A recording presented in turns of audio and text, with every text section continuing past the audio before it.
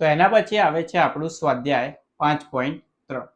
સ્વાધ્યાય 5.3 નો સવાલ નંબર 1 કંઈક એવો આપેલો છે કે નીચે આપેલ સમાંતર શ્રેણી માટે માંગ્યા પ્રમાણે શું કરવાનો છે? સરવાળો કરવાનો છે. હવે અહીંયા એમાં પહેલો સવાલ આપેલો છે 2, 7, 12. આ રીતે જો આપણે કેટલી સંખ્યાઓ લખીએ? 10 સંખ્યાઓ લખીએ તો એ 10 સંખ્યાનો સરવાળો શું થશે એ અહીંયા આપણને શોધવાનું કીધું છે.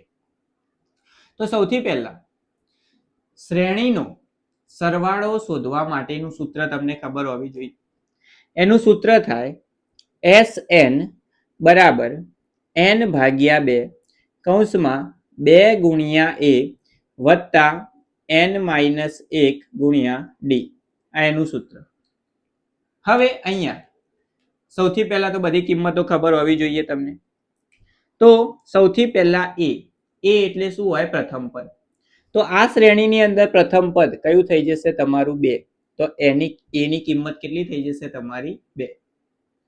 એના પછી આપણે શોધીએ d એટલે શું હોય? તફાવત.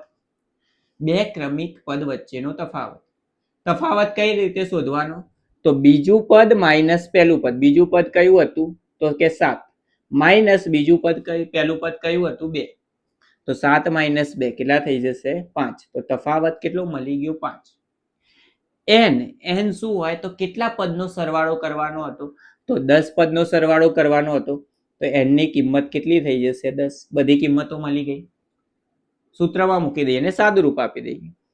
s n ની જગ્યાએ શું આવશે? 10 બરાબર 10 ભાગ્યા 2 કૌંસમાં 2 ગુણ્યા a. તો 2 ની જગ્યાએ 2, એની જગ્યાએ શું આવશે? 2 વત્તા 10 માઇનસ 1 કેટલા થાય? 9 ગુણ્યા d. ની કિંમત કેટલી હતી? 5. સાદું રૂપ આપી દઈએ તો 5 દુ 10. તો 5 કૌંસમાં 2 ગુણ્યા 2 કેટલા થઈ જશે? 4 વત્તા 9 પંચા 45.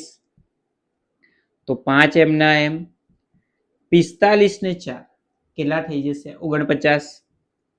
49 ગુણ્યા 5 તમે કરશો તો તમારો જવાબ મળશે તમને 245. તો આ થઈ ગયો આપણો આ શ્રેણી માટે 10 પદોનો સરવાળો 245 જે આપણને શોધવાનો કીધો